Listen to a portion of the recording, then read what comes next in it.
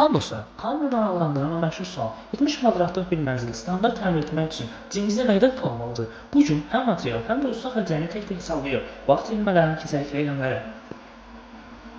İlk növbədə evin sümüyü, yəni qara sulağı, elektrik, santexnika işlərini həll etməliyik.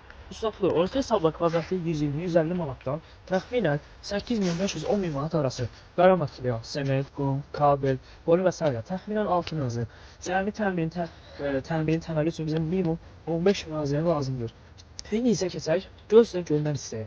Ağ materialları standart paketdə biz nəzərdə tuturuq. Laminat orta keyfiyyətli 18-20 manatdan 1500 manat olacaqdır. Kafel metal, hamam və mətbəx üçün 1500-2000 manat. Aboy və ya boya 1200-1800 manat.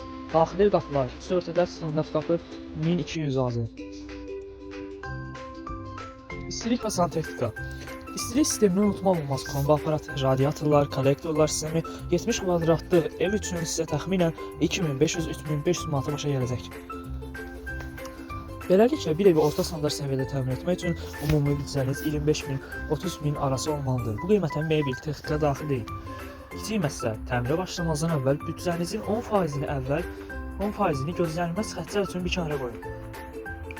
Sizcə bu qiymət bahadır, yoxsa normal? Şərhlərə yazın, müzakirə edək. Kanala abunə olmaq və videonu bəyənməyi unutmayın. Növbəti videoda görüşənədək.